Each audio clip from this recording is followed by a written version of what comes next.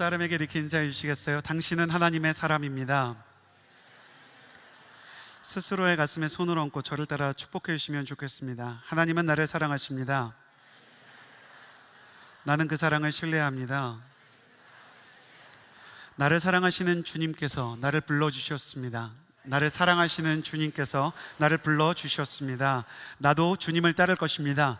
나도 주님을 따를 것입니다. 아멘. 사랑하는 여러분, 주님을 따르는 제자가 되기를 예수님의 이름으로 축복합니다. 2026년 우리는 나를 따르라 하는 비전에 따라 예수님의 제자, 가장 가까이에서 주님을 따랐던 사람들을 한 명씩 보고 있죠. 오늘은 5번째 제자 빌립에 대해서 나눠보려고 합니다. 빌립은 어떤 사람인가? 오늘 말씀 요한복음 1장 43절에서 44절의 말씀을 같이 한번 읽어보도록 하겠습니다. 요한복음 1장 43절과 44절의 말씀, 제가 읽겠습니다. 다음날 예수께서 갈릴리로 떠나시려다가 빌립을 만나 말씀하셨습니다. 나를 따라라. 빌립도 역시 안드레와 베드로처럼 벳세다 마을 출신이었습니다. 빌립은 어떤 사람인가? Who is Philip? 그의 첫 번째 모습은 내향적인 성격을 가진 사람이었다라고 말할 수 있습니다. 갈릴리 호수에서 약간 북쪽으로 올라가면 벳세다라는 마을이 있는데, 이 벳세다 앞에 이렇게 벳자가 붙으면 무엇무엇의 집이거든요. 그리고 세다는 어부라는 뜻입니다. 그래서 어부들의 집이라는 이름을 가진 마을이죠. 실제로 그 마을에 이런 이름이 붙은 것은 그 고을의 대부분의 가장 그리고 청년 일하는 사람들이 남쪽으로 조금 내려와서 갈릴리 호수에서 물고기를 잡는 어부들이었기 때문입니다. 성경은 빌립에 대해서 빌립이 안드레와 베드로처럼 벳세다 사람이었다라고 기록하고 있는데, 이것은 빌립이 어부였으며 안드레와 베드로, 이 형제와 잘 아는 사이였다는 것을 암시합니다. 실제로 빌립은 고민이 있을 때마다 그가 평소 가깝게 지냈던 안드레와 대화를 하죠. 그런데 갈릴리 호수에서 예수님께 부름을 받은 이 벳세다의 베드로와 안드레, 이 두 사람은 형제로 부르심을 세트로 받았고요. 또 그 갈릴리 호숫가에서 어부로 살았던 야고보와 요한 역시 형제가 세트로 부르심을 받았습니다. 그런데 주님께서 빌립을 부르실 때 빌립 주변에는 아무도 없었고 빌립은 홀로 걷고 있었습니다. 그래서 많은 신학자들은 빌립이 타인과 잘 지내면서도 적당한 안전거리를 잘 지키는 신중하고 내향적인 사람이었던 것으로 보인다라고 얘기합니다. 그는 요한처럼 최대한 예수님과 친밀하게 지내기 위해 그분의 가까이로 막 파고드는 사람이 아니었습니다.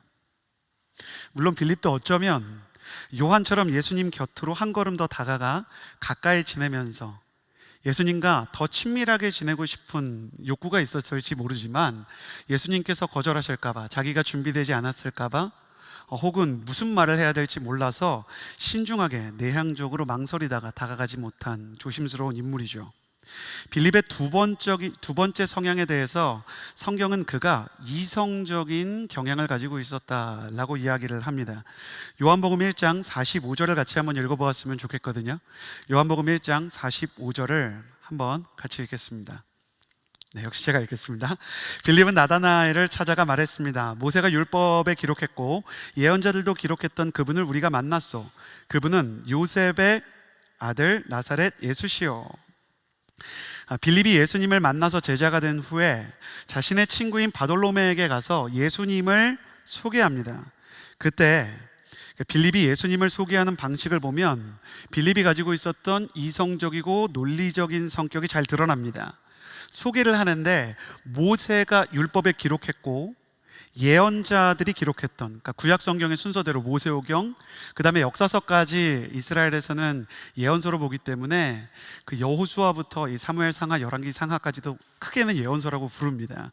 그 예언자들이 기록했던 그 구약 성경의 메시아를 내가 만났습니다. 그래서 과거 현재를 이야기한 다음에 요셉의 아들 나사렛 예수니까 나와 함께 갑시다 라고 초청을 합니다.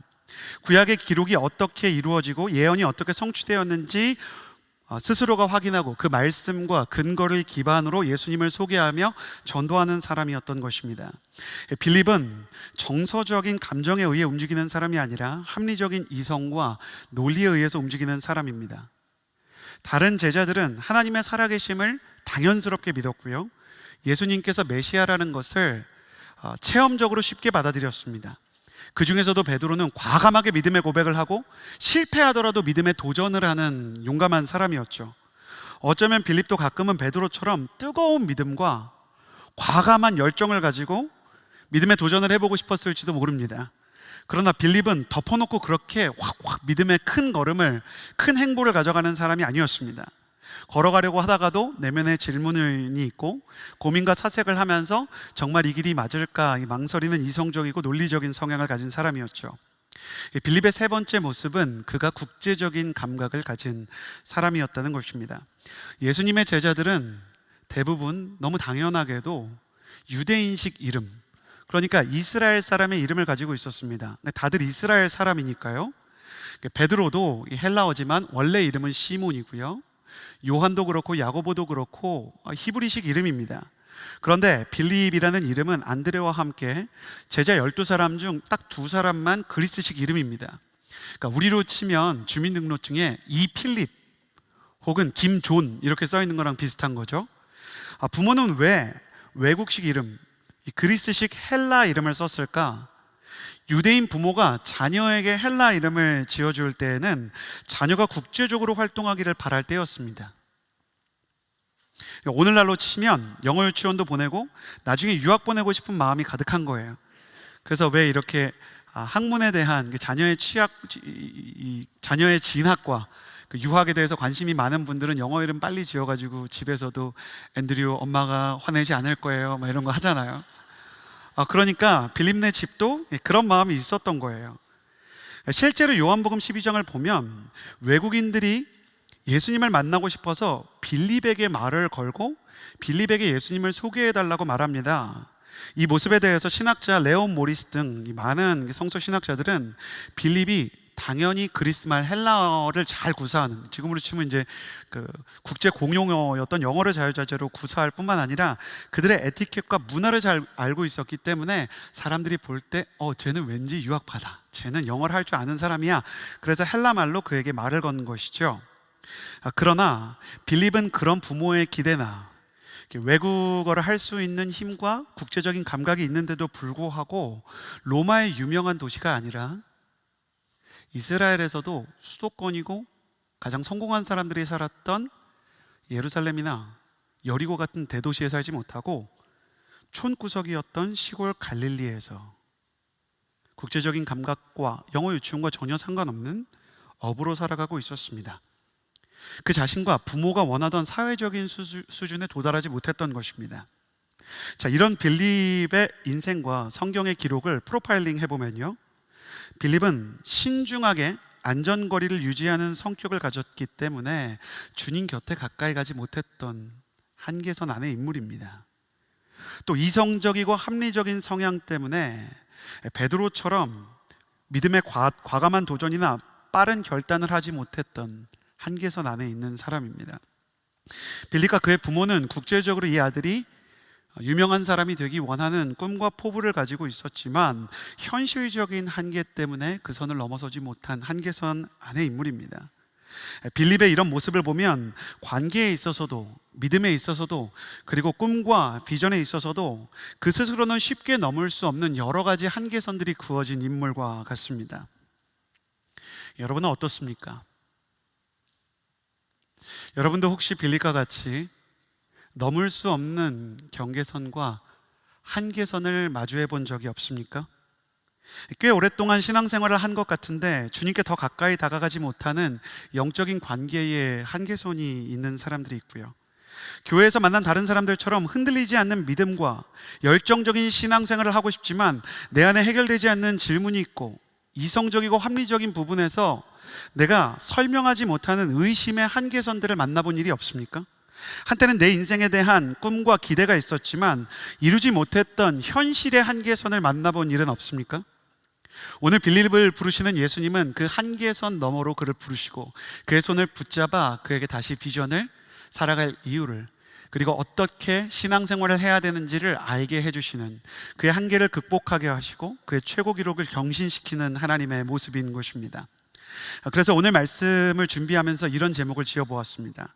남들처럼 믿고 싶은데 남들처럼 믿을 수 없을 때, 그것이 예수님에 대한 것이든 아니면 내 인생에 대한 것이든 믿고 싶은데 믿을 수 없고 기대하고 싶은데 기대할 수 없고 소망을 가지고 싶은데 소망을 품는 게 어색한 이 시대의 빌립을 향한 하나님의 음성이 오늘 여러분에게 들려질 것을 믿습니다.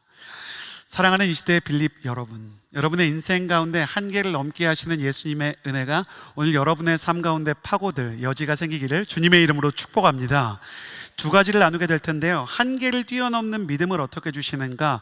첫 번째는 이것입니다. 가슴에 손을 얹고 저를 따라해 보시면 좋겠는데요, 주님께서 빌립의 한계를 뛰어넘게 하실 때 이렇게 하셨습니다. 저를 따라해 주시겠어요? 주님께서 항상 나의 공급자가 되십니다. 아멘.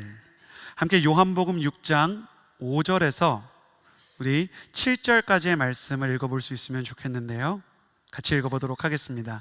시작.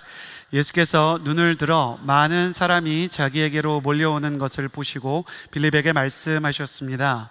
우리가 어디에서 빵을 사서 이 사람들에게 먹이겠느냐? 예수께서는 빌립이 어떻게 하나 보시려고 이렇게 질문하신 것일 뿐 사실 자기가 하실 일을 미리 알고 계셨습니다. 빌립이 예수께 대답했습니다. 한 사람당 조금씩만 먹는다고 해도 200데나리온어치의 빵으로도 모자랄 것입니다. 하루는 예수님께서 병자를 고치시고 또 수많은 사람들에게서 귀신을 쫓고 하나님 나라의 복음을 전하신 후에 잠시 쉬고 싶으셔서 한적한 곳으로 가신 날이 있었습니다. 그런데 사람들이 어떻게 알았는지 예수님이 계신 곳으로 다 찾아와 가지고 그분의 발 앞에, 그분을 볼 수 있는 모든 곳에 머물러 앉기 시작한 것입니다. 처음에는 한 사람, 두 사람, 10사람이 모여들기 시작하다가 점점 사람이 불어나서 5,000명 이상, 남자만 5,000명 이상이 모였고요, 예수님은 몰려든 무리를 보시고 그들이 영적인 갈망과 인생의 여러 고민과 고뇌를 가지고 예수님 앞으로 온 것을 아시고 몰려든 사람들에게 하나님 나라의 말씀을 전하시며 그들에게 은혜를 베푸시고 위로를 주셨습니다. 문제는 이 거대한 집회와 예수님과 함께하는 시간이 큰 은혜로 가득 차서 조금씩 시간이 길어지다가 저녁 식사 시간이 다가오고 있었는데 먹을 것을 가져온 사람들은 없었다는 것입니다. 여러분, 이 오병이어 사건에서 도대체 왜 사람들은 음식을 챙겨오지 못했던 것일까요? 어떤 사람들은 갑자기 예수님을 쫓아와서 음식을 준비할 만한 여유나 준비할 만한 경황이 없었다라고 이야기합니다. 근데 예수님께서 여기만 갑자기 오신 게 아니고 예수님한테는 스케줄러가 없는 거예요. 그러니까 예수님이 그냥 나타나시면 사람들은 언제나 다급하게 예수님 있는 곳으로 왔습니다. 만약에 예수님이 다급하게 나타나셔서 음식을 준비할 겨를이 없었다고 하면 다른 사건에서도 음식이 없는 기록들이 많이 나와야 하는데 음식이 부족한 사건은 여기에만 등장하거든요. 그렇다면 무엇이 이유였을까? 여기에는 다른 이유가 있었어요. 같은 사건을 기록한 마태복음 14장 15절을 보면 날이 이미 저물었습니다 라고 얘기합니다. 이 구절을 보면 오병이어의 저녁 시간까지 가기 위해서 사람들은 저녁 이전 곧 낮에 모였다라는 것을 알 수 있습니다. 이 오병이어 사건의 시간적인 배경은요, 낮인 거예요. 로마의 12표법에 따르면 로마에서 밤에 야간에 모임을 조직하는 자는 사형에 처할 수 있다라는 엄한 법이 있습니다. 왜냐하면 야간에 사람들이 대규모로 몇천 명이 모였다는 것은 암살이나 반란이나 아니면 폭동을 일으키고 국가의 문제, 국가의 안전을 위협할 만한 모임으로 바뀔 수 있기 때문입니다. 그래서 성경이 남자만 5,000명 모였다라는 것을 강조하는 이때는요, 대낮에 가장 5,000명, 남자들, 아버지들, 남편들 5,000명이 지금 예수님 앞에 모여 있는 거예요. 근데 대낮에 가장 5,000명이 모인 사회를 정상적이라고 말할 수 있을까요? 이게 지금 인구 밀도로 치면 5만 명이에요. 여러분, 수요 여성 예배예요. 양재동에서만 남자 5만 명이 모이면 이거 정상입니까? 그럼 너무 큰 은혜와 너무 큰 부흥이 임한 걸까요? 보통 우리가 주로 예배를 주말이나 저녁에 드리는 거는 평일에 가야 하는 일자리가 있기 때문입니다. 가장들은 더하죠. 아침에 일어나면 물건 팔고 세상 나가서 열심히 일해야 되는 남자들이 전부 대낮에 예배를 드린다. 이 이유를 연구한 신학자들이 뭐라고 얘기하냐면, 로마의 식민 통치와 당시 유대 사회의 부족한 식량, 일자리로 인해서 가장들이 대공황 사태와 실직 사태를 경험하던 도시였다라고 이야기합니다. 사슴 같은 아내, 토끼 같은 아이들 먹일 양식이 필요하고 일자리가 필요한데, 지금 남자들이, 아버지들이, 남편들이 가서 할 일이 없어요. 아침에 넥타이를 메고 인력사무소로 나갔지만 그들이 매일매일 듣는 이야기가 뭐였냐면, 죄송합니다, 일자리 없어요. 오늘 막일이라도 할 수 있는 TO가 다 마감됐습니다. 우리가 내일에 대한 기대를 소망이라고 부른다면, 그 시대의 가장들은 소망에 대해서 파산한 안타까운 스토리의 주인공들이었습니다.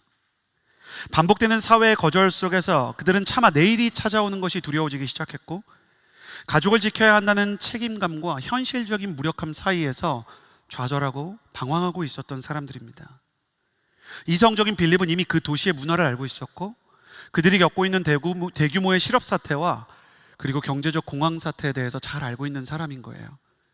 근데 이성적이고 논리적이고 국제적인 사람이라, 쉽게 이야기하면 주가의 흐름이라든지 경제적 상황에 대해서라든지 기름값과 같은 것들에 대해 매우 민감한 경제적인, 회계적인 감각을 가지고 있는 사람이었어요. 예수님께서 그런 빌립에게 이렇게 질문하십니다. 우리가 어디에서 빵을 사서 이 사람들을 먹이겠느냐? 그러니까 빌립이요, 망설이지 않고 그 상황을 보면서 식사 시간이 다가오니까 그가 하고 있었던 생각이 무의식처럼 튀어나온 게 이거예요. 주님, 한 사람당 정말 조금씩 먹인다고 해도 200데나리온 이상이 될 것 같습니다. 남자만 5,000명, 아내와 어린아이까지 아주 적게 잡아도 한 10,000명이 모였다고 하면 200데나리온은 지금으로 치면 한 2천만 원 정도니까, 한 사람당 한 2,000원 정도로 정말 식비를 최소한으로 잡은 거예요. 빌립의 이 분석은 매우 정확하고 그리고 매우 빠르며 현실적이었습니다. 그러나 다시 예수님이 하신 질문과 빌립이 이 질문에 대해서 한 대답을 보면 서로 초점이 맞지 않아요. 예수님은 뭐라고 말씀하셨냐면, 어디에서 떡을 사겠느냐? From where? 주님은 그것에 대해서 질문했는데, 빌립은 얼마나, how much? 로 대답을 하는 것입니다. 빌립은 예산에 대해서 계속 생각을 하고 있었고, 현실에 대해서 계속 고민이 많았고, 논리와 이성의 세계로 계속 생각을 하고 있었기 때문에 이런 대답을 하게 된 거예요. 우리는 여기서 이성적이고 현실적인 시야의 특징을 보게 됩니다. 그것은 어떤 질문을 받든 내 이성과 상식과 경험의 틀 안에서 모든 문제와 모든 상황을 분석하고 해석하는 경향이 있다는 것입니다. 수천 명을 절망하게 한 현실의 무게와 그들을 먹일 돈이 우리에게 없는 이 한계가 해석의 틀을 지배하기 시작했고, 그리고 그의 말에서 튀어나오는 말은, 우리에겐 돈이 없고 저 사람들은 수가 너무 많기 때문에 이 문제는 우리가 해결할 수 없습니다 라고 내일의 전망을 내리게 된 것입니다. 그러나 주님께서는 어린아이의 도시락을 받아서요, 그 속에 작게 자리 잡았던 맥도날드 키즈밀 정도 수준의, 혹은 이렇게 아침 메뉴와 같은 이 작은 도시락, 보리떡 5개와 물고기 2마리로 이 많은 사람을 먹이시는 기적을 베푸십니다. 예수님께서 지금 빌립에게 질문을 던지시고 이러한 일을 행하는 것은 빌립에게 가르쳐주고 싶었던 것이 있었던 거예요. 현실과 이성의 한계에 갇힌 빌립이 놓친 것은, 그가 뛰어난 지혜와 경험과 감각을 가지고 있지만 단 하나를 놓쳤다는 것, 곧 그 현실 한복판에 계신 예수님을 놓쳤다는 것이었습니다. 예수님께서 오병이어 때 일으키신 일과 빌립에게 질문을 하신 것, 그리고 그 질문이 서로 맞지 않은 이 흐름 속에서 다시 주님의 말씀을 생각해 봅니다. 어디에서 떡을 사겠느냐? 혹은 원어로 해석하면 어디에서 떡을 얻을 수 있겠느냐? 주님께서 이렇게 물으셨을 때는 주님이 원하신 답이 이것이었을 거예요. 주님에게서 얻을 수 있을지도 모릅니다. 내 이성과 상식과 경험으로는 답이 없지만 주님, 제가 논리적인 사람인 거 아시죠? 저는 이 사람들을 먹이기 위해서 얼마가 필요한지 압니다. 그리고 그 돈이 저한테 없다는 것도 압니다. 하지만 주님께서 어디에 서라고 물으신다면, 혹시 주님께서 어떤 일을 일으키시기 원하시는 마음과 주님의 마음속에 있는 저들을 향한 긍휼한 마음을 생각해 볼 때 주님께는 계획이 있을지도 모르겠습니다. 혹시 주님이 어떤 일을 하시기 위해, 그들을 먹이시기 위해 저에게서 질문을 하기 원하시는 거라면, 저의 이성과 상식과 경험을 넘어서 주님이 하실 일을 저도 보게 하여 주옵소서. 예수님은 그것을 원하였던 거예요. 주님께서는 빌립의 믿음이 없음과 좁은 시야를 질책하고 꾸중하기 위해서 질문을 던지신 것이었을까요? 그렇지 않아요. 만약 그랬다면 주님께서 질문과 답이 달랐을 때 이렇게 얘기했을 거예요. 어디에 서라고 물어봤잖아. 이러니까 언어 영역을 제 점수를 못 받는 거예요. From where? How much? 아니고. 아니에요. 주님은 특별한 말씀을 하지 않으시고 빌립에게 그 다음 일을 하세요. 빌립의 대답을 들으신 예수님께서는 어린아이의 도시락을 들어 감사기도 하시고 수천 명의 사람을 물고기 2마리와 보리떡 5개로 먹이셨잖아요. 근데 이때 중요한 게 있어요. 음식이 늘어나는 기적은 예수님께서 일으키셨지만 그 기적을 운반하고 나르는 통로로는 제자들을 사용하셨어요. 그리고 그때 저라면 빌립, 너는 안 돼. 너는 아까 답 틀렸잖아. 너는 커트야. 이렇게 했을지 몰라요. 저를 너무 나쁜 사람으로 바라보시는데 그래요. 그랬을지 몰라요. 그런데 예수님께서는 빌립에게도 떡을 나누어 주시고, 베드로 같은 사람은 아마도 막 빨리 나눠주기 시작했을 거예요. 얼마나 신났겠어요, 베드로 성격에. 빌립은 그걸 보면서도 한 걸음 한 걸음 천천히 다가가서 조심스럽게 떡을 떼고 물고기를 나누어 주는 거예요. 근데 나누어 주는데도 줄어들지 않는 음식을 보면서 빌립이 무엇을 느꼈을까? 빌립은 마음속으로 그제야 모든 사람이 주님에게서 공급을 받을 수 있습니다 라고 조용히 되뇌었을지 모릅니다. 빌립은 현실적인 장벽과 이성적인 한계를 만나면 시선에서 주님을 놓치는 사람이었어요. 저는 빌립의 마음이 이해가 됩니다. 어떤 때는 기도를 하지만 믿을 수 없고 이해가 되지 않는 시간들이 있어요. 신앙생활을 하면서 저한테 정말 이제 어려운 순간들 중에 기도를 부탁하러 온 그 주님의 자녀들이 있는데, 안식기도를 하면서도 와, 이분이 겪는 현실이 쉽게 해결되지 않을 것 같다라는 것이 마음이 아파서 눈물이 나는 것이 목회자로서 부족한 믿음일지도 모르겠어요. 어쩌면 저와 같이 현실적인 장벽과 이성적인 한계를 만나면 시선에서 주님을 놓치는 사람이 빌립이고 우리의 모습이 아닌가 합니다. 그런데 제가 너무 감동이 되는 거는 빌립의 시선에서는 지금 주님이 사라져서 환경과 상황만 보이는 건데, 주님의 시선은 빌립을 보면서 사랑의 눈으로 고정되어 있는 것입니다.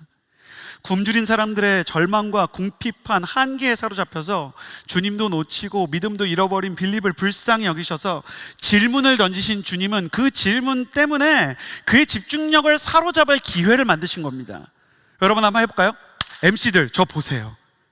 그러면 자다가도 일어나서 설교 듣지 않겠어요?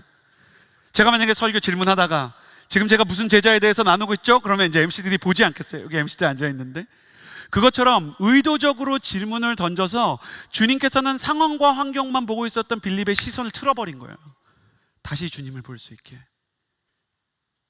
예수님의 말씀이 들리기 시작하고 예수님의 질문이 들리기 시작하고 심지어 자기가 오답을 고르고 질문을 놓쳤다는 것을 알게 될 때 역설적으로 주님께서는 나를 혼내지 않으시고, 그럼에도 불구하고 주님께서 나와 동역하기 원하신다는 것을 주님이 나눠주는 빵을 통해 확인한 빌립의 마음이 어땠을까요?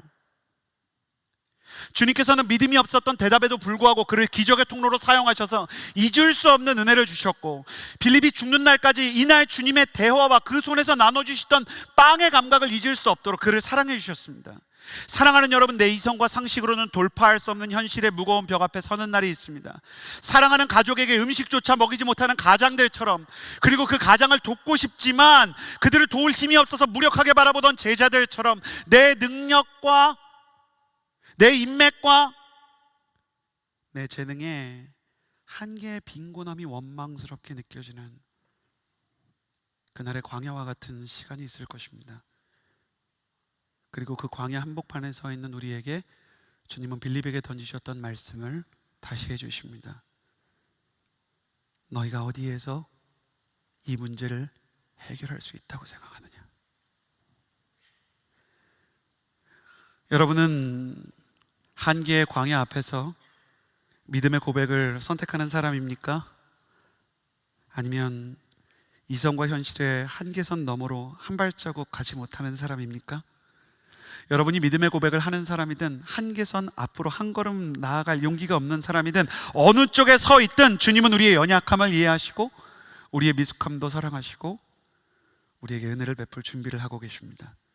오늘 여러분이 이 말씀을 들으면서 만약 빌립의 모습이 내 모습 같다라고 생각한다면 주님께서는 빌립에게 주셨던 은혜 역시 우리를 위해 예비하시고 허락해 주실 줄을 믿습니다. 만약 여러분이 이 말씀을 듣는 동안 내 인생의 광야에도 주님이 계실까라는 생각이 든다면, 그래서 여러분이 그 질문 속에서 지금 목회자를 통해서 선포되는 말씀에 귀를 기울이고 있다면 여러분의 영적인 집중력은, 여러분의 시선은 이미 주님께 사로잡히기 시작한 것입니다. 그렇게 시선이 사로잡힌 분들이라면 주님에게 이렇게 고백할 수 있게 되기를 바랍니다. 나의 모든 연약함에도 불구하고 모든 상황 속에서 주님께서 나와 내가 먹이기 원하는 사람들의 공급자이심을 내가 믿기를 원합니다. 사랑하는 여러분, 나는 여러분의 인생 가운데 어디에서 이 문제를 해결할 수 있느냐라는 질문 앞에 주님께서 항상 우리의 공급자가 되십니다 라고 대답할 수 있는 은혜를 얻게 되기를 예수님의 이름으로 축복합니다. 한계를 뛰어넘는 두 번째 믿음은 이것입니다. 가슴에 손을 얹고 저를 따라해 주시겠어요? 주님께서 지금까지 나와 함께 하셨습니다. 주님께서 지금까지 나와 함께 하셨습니다. 예수님은 보통 그분을 찾아 몰려드는 병자들을 고쳐주시고 말씀을 전하시느라 밥 먹을 새도 없었고, 덩달아 제자들도 역시 사람들 줄 세우고 말씀 전하실 장소를 섭외하느라 눈코 뜰 새 없이 바쁜 매일매일을 보냈습니다. 그런데 갑자기 어느 날 예수님께서 사로잡혀 십자가에 못 박히시기 전날 밤에 예수님께서 제자들과 정말 특별한 시간을 보내셨어요. 누구도 만나지 않고 예수님께서 어떤 일도 하지 않은 채 그저 저녁부터 예수님께서는 제자들과 온전히 시간을 보내시며 밤새 그들과 대화하시고 그들과 함께 하셨어요. 바로 이날 밤에 예수님께서 제자들의 발을 씻겨주셨고 또 그들에게 떡과 잔을 나눠주시며 지금 우리가 하는 성만찬의 최초의 이 성례를 행해 주셨습니다. 이 분위기가 정말 예수님과 친밀하고 고도의 영적 집중력으로 예수님과 대화할 수 있는 시간이 되자 여러 제자들이 그동안 가졌던 질문과 고민을 털어놓기 시작합니다. 이때 빌립이 던졌던 질문에 그의 깊은 고민이 묻어나는데요, 요한복음 14장 8절을 같이 한번 읽어보았으면 좋겠습니다. 함께 읽겠습니다. 시작. 빌립이 말했습니다. 주여, 우리에게 아버지를 보여주십시오. 그러면 저희가 더 바랄 것이 없겠습니다. 주님, 제가 하나님을 아직 본 적이 없습니다. 그분이 계신 것 같기는 한데 제 눈에 보이는 것이 없고 제 손에 잡히는 것이 없고 제 귀로 하나님의 음성을 직접 들은 것은 없습니다. 그래서 제 안에는 자꾸 의심이 찾아오고 제 눈으로 하나님을 보고 싶다는 생각이 듭니다. 정말로 답답합니다. 대사가 거의 없던 빌립이 그의 마음속에서 오랫동안 가지고 있었던 이성적이고 논리적인 합리적인 의심을 쏟아넣기 시작합니다. 그 빌립의 질문에 가만히 들으신 예수님께서는 담담히 이렇게 대답을 하십니다. 이어지는 요한복음 14장 9절 말씀을 같이 한번 읽어보았으면 좋겠습니다. 함께 읽겠습니다. 시작. 예수께서 대답하셨습니다. 빌립아, 내가 그렇게 오랫동안 너희와 함께 있었는데도 네가 나를 모르느냐? 누구든지 나를 본 사람은 아버지를 본 것이다. 그런데도 네가 어떻게 우리에게 아버지를 보여주십시오 라고 말하느냐? 예수님께서는 나를 본 것이 곧 하나님을 본 것이다 라고 말씀하십니다. 물론 신학적이고 본질적으로 예수님은 하나님의 아들이시자 영적으로 그분이 삼위일체 하나님의 본체이시기 때문에, 그게 그분의 본질이시기 때문에 빌립아, 나를 본 사람은 아버지를 본 것이다 라는 이 말은 실제로 진리에 있어서, 신학적인 논리에 있어서 완벽한 말씀이십니다. 그런데 그 전에 중요한 말씀을 하세요. 빌립아, 내가 그렇게 오랫동안 너와 함께 했는데 네가 나를 모르느냐? 이게 어떤 의미일까요? 빌립에게는 이런 의미가 있는 거예요. 네가 나와 함께 했던 시간들을 생각해봐라. 그리고 그동안 어떤 일이 있었는지 너가 한번 기억해봐라. 이 말씀은 빌립에게 그러니까 이런 뜻이었어요. 의심이 찾아올 때는 있잖아, 네가 경험했던 그 은혜들을 한번 기억해 보아라. 예수님께서 하나님의 아들로서 공적인 사역을 시작하시고 십자가를 지시기 전까지 3년이 지금 흐른 시점입니다. 제자들은 매일 주님과 함께하면서 주님의 말씀을 듣고 불치병 환자들이 낫고 죽은 자가 살아나며 풍랑이 잠잠케 되고, 그리고 물고기 2마리와 보리떡 5개로 수많은 사람들이 먹는 기적을 목격한 사람들이었어요. 그런데도 불구하고 빌립이 다시 그의 생각 속에 갇히면, 그의 논리 속에 갇히면 밤이 찾아오고 하루를 정리해 보면 그 마음속에 있는 의심들이 찾아오는 거예요. 그리고 의심이 찾아오고 생각 속에 갇히면 지난날의 은혜는 잘 기억나지 않았습니다. 이 빌립이 가지고 있었던 이성이나 논리나 합리성은 사실 성경에서 굉장히 중요한 것입니다. 왜냐하면 이 이성적인 논리를 잘 가지고 있었던 고학력자인 바울에 의해서 복음의 논리인 로마서와 갈라디아서가 쓰여졌고, 이 영적인 논리와 국제적인 감각을 가지고 있었던 이 빌립에 의해서 나중에 헬라 문화권의 교회가 세워지며, 요한에 의해서 예수 그리스도가 어떤 분이신지가 정말 아름답게 쓰여지는 것도 영적인 지성의 역할이었기 때문입니다. 그러나 앞서 나눈 것처럼 의심 속에서, 상황 속에서 그가 주님을 시선에서 놓쳤을 때, 이 경우에는 지나간 은혜를 놓쳤을 때는 그는 그냥 생각 속에 갇히고 합리성 속에 갇혔던 겁니다.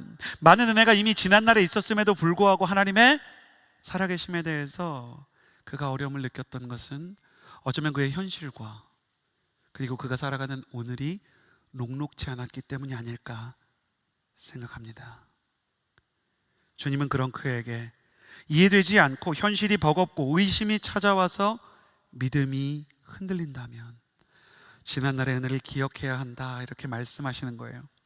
11절에 그래서 믿지 못하겠거든 내가 행했던 그 일을 보아서라도 믿어라, 한 번 더 지난날을 상기시키십니다.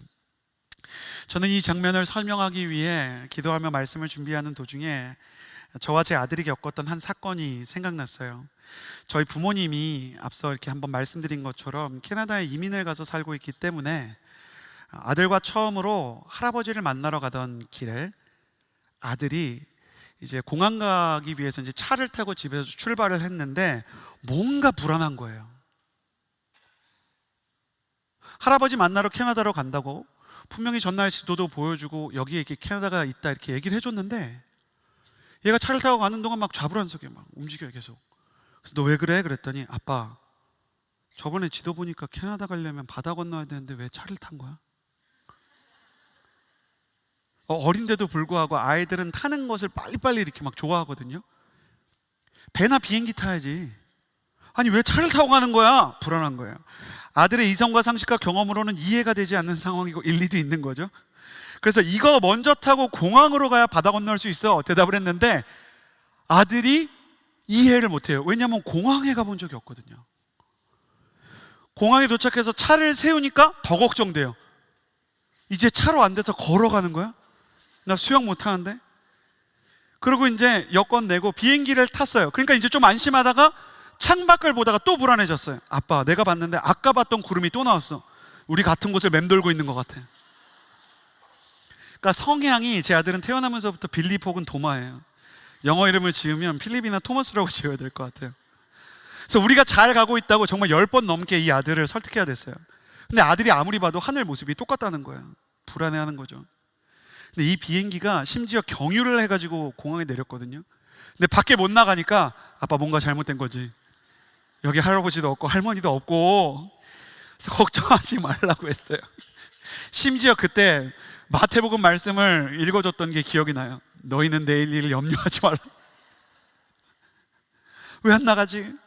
그러다가 또 비행기를 타고 캐나다에 도착했더니 공항에 할아버지 할머니가 있는 거예요. 아들이 뛰어가면서 영상통화로만 했던 할아버지 할머니 품에 딱 안기면서 그때 처음으로 느끼는 거예요. 아, 내가 의심하면서 이상하게 생각했던 이게 다 제대로 오는 길이었구나. 그때 아들한테 캐나다에서 첫날 저녁에 연준아, 가는 길이 좀 이상해 보여도 아빠랑 같이 가고 있으면 제대로 가고 있는 거야, 이렇게 얘기해 줬던 게 기억이 납니다. 그 다음부터 몇 년에 한 번 저희 부모님을 만나러 이제 손자들 만나셔야 되잖아요. 열심히 이제 돈을 모으고 또 휴가를 내서 차 타고 캐나다 간다 그래도 아들이 더 이상은 의심하지 않는 거예요. 여전히 아들은 비행기가 어떻게 날아오르는지, 여권 시스템이 어떻게 신원을 분석하는지, 인천공항은 우리 집에서 동서남북 중에 어느 방향에 있는지도 잘 모릅니다. 그러나 처음에 믿음으로 가던 이 아들에게 이 믿음에 대한 경험이 쌓여서 아빠와 함께한 지난날의 경험이 쌓이니까 이 아들은 믿음으로 가게 되고요, 언젠가는 믿음을 넘어서요, 이 아들이 크게 되면 비행기에 대해서든 아니면 항공에 대해서든 여권에 대해서든 면세점에 대해서든 조금씩 이해하게 될 것입니다. 그래서 어거스틴은 초대 기독교의 지도자로서 이렇게 얘기했어요. 크레도 우트 인텔리감. 믿음은 이해보다 먼저 움직인다. 우리는 먹는 것이 정확히 어떻게 흡수되는지 모르고 부모가 주기 때문에 믿음으로 먹고 그 경험을 통해 조금씩 음식을 먹는 사람의 몸에 대해, 단백질과 탄수화물에 대해 이해합니다. 약도를 보고 그 약도를 믿고 갔던 사람이 한번 예식장을 찾아간 경험이 있으면 그 다음에는 믿고 가는 게 아니라 알고 가는 것입니다. 마치 과학자가 믿음으로 가설을 세우고 점점 연구를 하면서 이해가 따라오듯이 하나님께서는 우리에게 믿음의 실험과 경험을 통해 주님을 조금씩 알게 하시는 겁니다. 그래서 주님께서는 우리가 좀 방황하고 그 실험 가운데 좀 난관을 만나도 우리를 보면서 한심하게 생각하지 않으십니다. 내가 가는 길을 다 이해할 수 없고 때로는 의심의 정류소에서 환승을 기다리며 좀 오랫동안 머물러 있어도 내 곁에 아버지가 있다면 제대로 가고 있는 것입니다. 이것이 여러분과 제가 주님과 함께 걸어가는 연약하지만 주님과 함께 동행하는 믿음의 길인 것입니다. 어린아이가 한번 아빠와 함께 바다를 건넌 경험을 기억하고 있다면 불안을 조금씩 이겨낼 수 있듯이 우리 역시 인생의 지난날 주님께서 그 고난의 홍해를 건너게 하시고 결핍의 광야를 건너게 한 은혜를 추억할 수 있다면 조금씩 믿음이 생기게 되는 것입니다. 남들처럼 믿고 싶지만 남들처럼 믿어지지 않는 이 시대의 빌립을 주님께서는 질책하거나 꾸중하지 않으시고 그들의 연약함과 그들의 논리와 이성적인 강점을 사랑해 주십니다. 그것은 그들의 이성과 논리와 합리성에 주님에 대한 경험과 믿음이 더해지면 그 믿음을 오히려 논리적이고 이성적이게 기독교 변증학자처럼 풀어낼 수 있는 사람이 될 것이기 때문입니다.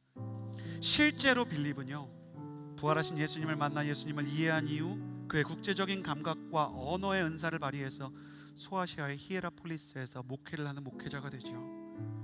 그곳은 죽음의 신을 섬기는 플라토니움 신전이 있는 땅이었는데 그 죽음의 문턱에서 그는 생명의 주인이신 주님을 그의 합리성과 논리를 가지고 헬라인들에게 선포하며 변증적인 설교를 합니다. 마지막으로 끝내 이 죽음의 신을 섬기던 이교도들에게 순교를 할 때 그가 이렇게 고백했다고 초대교회 역사에 기록되어 있습니다. 주님, 오늘 제가 저들을 위해 죽지만 내일은 저들의 눈도 저처럼 열어주셔서 그들도 저처럼 아버지를 보게 하여 주옵소서. 그는 어쩌면 이성적이고 합리적이고 우상에 빠져있던 사람들을 불쌍히 여기는 예수님의 시선을 거두지 않고 자기처럼 연약하고 흔들리고 의심 많은 사람들을 향해 긍휼을 가지고 그를 부르셨던 예수님의 마음을 깊이 닮아간 사람이었을지 모릅니다. 이재훈 목사님의 말씀으로 오늘 설교를 마칩니다. 이 시대에도 많은 빌립들이 있다. 진지하게 탐구하는 구도적 자세를 가진 사람들, 감정적 신앙에 치우치지 않으려고 경계하며 신앙생활하는 분들, 쉽게 아멘하지 않지만 한번 아멘하면 진실로 고백하는 분들, 주님은 그런 제자들의 태도를 기뻐하신다.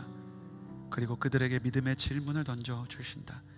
너의 계산 위에 나를 더할 수 있겠느냐? 이 시대에 이성적이고 의심이 많고 합리적인 성도님들을 축복합니다. 여러분이 가지고 있는 질문에 주님께서 은혜로 답해 주시고 주님의 손을 잡고 걷는 경험을 해서 근데 여러분이 살아계신 주님을 만나는 믿음 위에 여러분의 이성과 합리성이 쓰여지게 되기를 축복합니다. 우리 그 마음을 가지고 함께 기도하기를 원합니다. 다 눈을 감아주시겠어요? 이 시간에 기도하며 나아갈 때 주님, 제 마음속에는 사실 설명되지 않는 질문들이 있습니다. 이해되지 않는 현실적인 장벽들이 있습니다. 나는 현실의 한계선과 의심의 경계선 안에 살고 있는 사람일지 모릅니다. 사실 입으로는 아멘하면서도 빌립처럼 오병이어와 같은 절대적이고 사회 구조적인 큰 어려움을 보면서 과연 내가 가진 믿음이 얼마나 나의 인생에 유익하며 예수님을 따라 사는 삶이 과연 나의 삶을 하나님의 은혜와 축복과 비전으로 인도하는지에 대해 나는 여전히 질문하고 있습니다. 내 안에는 이 모든 질문과 의심이 아직 다 해결되지 않았고 내 안에 이 합리적인 의심들과 그리고 여러 상념과 생각들 때문에 때로는 현실을 보다 주님을 놓칠 때가 있습니다. 그런 빌립, 이 시대의 빌립이 나와 같은 사람인 것 같다 생각되시는 분들은 자리에서 일어나 주시겠어요? 그런데 주님, 내가 이제는 합리와 상식을 넘어 나의 이성과 의심을 넘어 주님께서 나와 함께 하시며 나의 공급자가 되는 것을 경험하기를 원합니다. 그 고백과 빌립에게 주신 은혜를 그리워하며 사모하는 갈망이 있는 분들, 두 손을 가슴에 얹고 함께 하나님 앞에 기도하며 나아갑시다. 하나님 아버지, 나에게 은혜를 더하여 주옵소서. 주님의 살아계신과 동행하심에 대해 지나간 은혜를 잊지 않고 주님을 바라보게 하여 주옵소서. 함께 주여 한번 부르짖고 기도합니다. 주여!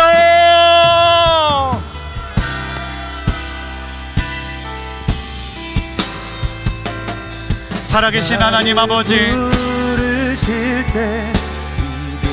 주님께서 우리 한 사람 한 사람에게 은혜를 부어주시기를 소원합니다. 하나님, 내 안에 한계들이 참 많은 것 같습니다. 주님에 대하여 온전히 믿는 믿음도 내 안에 부족하고 주님의 말씀을 온전히 신뢰하고 싶지만 나의 생각의 한계, 이성의 한계, 경험의 한계에 갇히는 것도 주님을 향해 가까이 나아가고 싶지만 주님과 같이 있으면서도 모태신앙으로 자랐으면서도 홍해를 만나고 광야를 만나면 오병이어에서 내 손에 도시락이 없는 가장들 마냥 나의 무릎이 꺾이고 나의 마음이 연약해지는 삶을 우리가 경험합니다. 선하신 하나님 아버지, 우리를 향한 예수님의 사랑을 내 인생 가운데 주님의 시선에서 놓쳤을 때 주님께서 여전히 나와 함께 하시며 나에게 말씀하시는 분임을 깨닫게 하소서.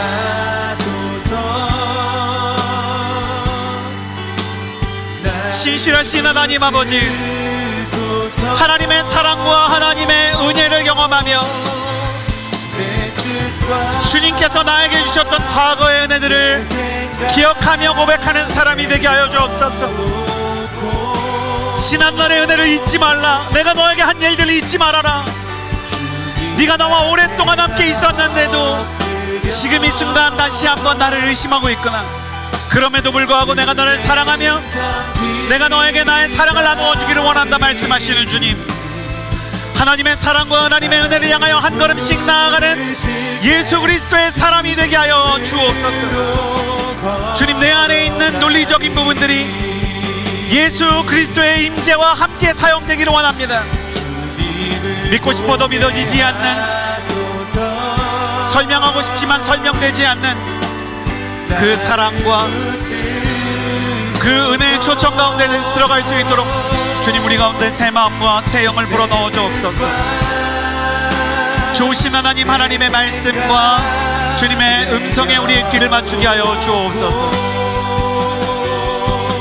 주님 앞에 엎드려 기도하며 나아갈 때 질문하는 신앙, 하나님 앞에 머무르며 당신께 답을 구하는 사람으로 쓰임받을 수 있도록 도와주시고 우리 가운데 함께하여 주옵소서. 주님이 우리의 주님이시며 살아계신 하나님이심을 우리가 잊지 않을 수 있게 주님 우리 가운데 새 마음을 더하여 주옵소서. 이 시간 한 번 더 기도하며 나아갈 때 네가 오랜 시간 나와 함께 있었는데 네가 나를 알지 못하느냐 물어보십니다. 질책하기 위함이 아니라 주님과 함께 했던 시간과 지난날의 은혜를 기억하라 말씀하시는 주님, 특별히 이 자리에서 오랜 시간 신앙생활을 한 사람들, 모태신앙을 가졌지만 아직 예수님을 만난 것 같지 않은 회의 속에 있는 사람들을 축복합니다. 하나님, 그들의 삶에 역사하셨던 주님의 지난날의 은혜들이 다시 한번 그들의 마음속에 떠오르며 기억되게 하여 주옵소서. 또 이 자리에 나온 중도에 회심한 사람들과 새신자들에게 앞으로 주님과 함께하는 은혜의 추억이 쌓여가게 하여 주옵소서. 주님의 은혜를 기억하는 사람들이 될 수 있도록, 주님과 은혜의 추억을 만들어가는 사람들이 될 수 있도록, 주님과 함께하며 살아가는 시간을 구하며 기억하는 사람 될 수 있게 해달라고 두 손을 하늘로 향하여 들고 주여 한번 부르짖고 기도하겠습니다. 주여! 살아계신 하나님 아버지, 하나님께서 우리에게 부어주시는 성령의 충만을 불어넣어 주옵소서. 주님, 그래서 주님께서 우리에게 부어주셨던 그 은혜와 사랑이 흘러넘쳐서 기억나게 하여 주옵소서. 하나님 아버지, 아버지께서 원하시는 성령의 은혜로 말미암아 지난날의 기름 부음과 은혜가 기억나게 하여 주옵소서. 하나님, 지난날의 하나님의 사랑의 추억들이 하나님 온전히 기억나며 온전히 역사되는 하나님 아름다운 하나님의 사람들로 살게 하여 주옵소서. 하나님, 내게 행하신 일들, 지난날의 주님이 여기까지 나를 인도하신 에베네셀의 발자국들을 잊지 않게 하여 주옵소서. 하나님, 찬송과 가사의 고백처럼 지금까지 지내온 것 주님의 크신 은혜라는 것을 고백할 수 있게 하나님, 내가 주님과 함께 걸었던 그 모든 순간을 잊지 않게 하여 주셔서 주님, 내 안에 은혜가 더욱 짙어지며 내가 경험할 은혜가 더욱 명확해지는 역사가 일어날 수 있도록 주님 우리와 함께 하여 주옵소서. 주님의 사랑과 은혜의 기억으로 말미암아 내게 주신 그 사랑을 향하여 한 걸음씩 걸어가는 예수의 사람이 될 수 있도록 도와주옵소서. 그 사랑 얼마나 아름다운지, 그 사랑 얼마나 날 부욕해 하는지, 그 사랑 얼마나 크고 놀라운지를, 그 사랑 얼마나 나를 완벽하게 하는지. 남들처럼 잘 믿고 싶지만 덮어놓고 믿어지지 않는 나 자신이 초라하게 보일 때가 있습니다. 남들처럼 뜨겁게 눈물을 흘리며 기도하고 싶지만 마음이 차갑고 질문이 많은 나 자신이 좀 여기 어울리지 않는 것처럼 느껴질 때도 있습니다. 그러나 주님께서는 빌립이 의심할 때, 상황과 환경에 그의 시야가 갇힐 때 그를 버리거나 내치거나 그를 거절하지 않으시고 그에게 오히려 은혜의 떡을 나눠줄 수 있는 많은 추억을 만들어주시며 내가 그동안 너에게 행했던 그 은혜를 기억하여라 라고 말씀하여 주셨습니다. 우리 역시 주님의 은혜에 초청받게 하시고 그 은혜의 통로로 쓰임받게 하셔서 주님과의 추억이 깊어지고 짙어져 주님을 기억할수록 그 은혜의 기억으로 말미암아 우리의 인생의 해답을 얻게 하시고 내가 경험한 주님에 대해 내가 가진 이성과 합리성으로 더 잘 주님을 설명하는 사람 되게 하여 주옵소서. 감사를 드리며 예수님의 이름으로 기도드렸습니다. 아멘.